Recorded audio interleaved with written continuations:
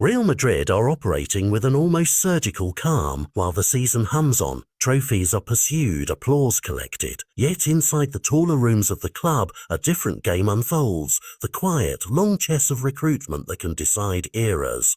At the centre of that strategy sits one name, Rodri. For Xabi Alonso, the midfield blueprint is clear. He wants control, discipline, and a metronome who can both break attacks and start them, and Rodri is the prototype. A player whose passing accuracy and positional intelligence could give Madrid the steady heartbeat they've been searching for. Reports across Spain and England suggest this isn't wishful dreaming, but a targeted course of action by Los Blancos.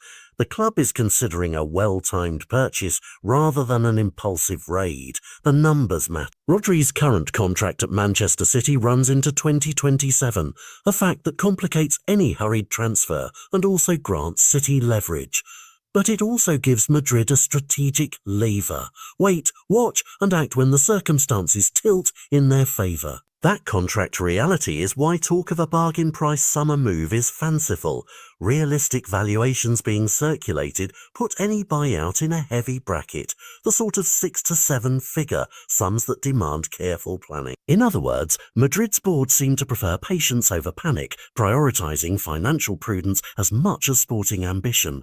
Then there is the human variable, recovery. Rodri's season was punctured by a serious knee injury, an ACL setback that briefly turned him from field general into patient, and any club buying him must place a premium on medical certainty. He's made encouraging steps back onto the pitch and into squads, but the timetable from first return to full dominance is seldom linear. That's why the conversations in Madrid are full of 2 words, medical guarantee. They want the player whose engine can run week in, week out across Champions League nights and La Liga sprints. The nuance is simple, quality yes, but reliability first. Sporting directors and presidents rarely admit to being tactical romantics, but Florentino Perez knows the outline of a modern Galactico, not just star flair, but balance. Rodri represents the kind of signing that does more than add a name to a roster. He shapes a team's identity. Imagine a midfield where Vinicius's raw surge is given more structure, where Xabi's preferred shapes, quick verticals, controlled transitions are executed by a player who reads angles and covers acres of grass. That synergy is the dream scenario Madrid's hierarchy describes in private. Yet dreams must be married to contract clauses, amortization schedules, and the reality that Manchester City are not compelled to sell. So what's the likely script? There are 2 plausible arcs. 1, Madrid try a bold, headline-grabbing approach this summer, willing to spend heavily to tip the balance immediately. 2, they conservatively wait. Let Rodri enter his final contract year, avoid overpaying now, and strike when City's leverage softens. Recent reporting suggests the latter may be Madrid's preference.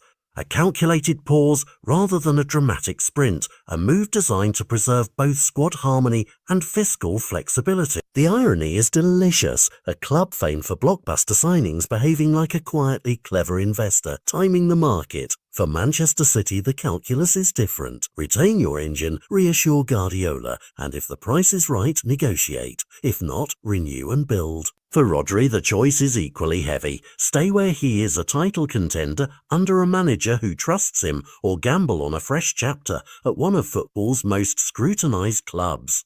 Fans will argue which is braver, which is sensible, but the deeper story is about control.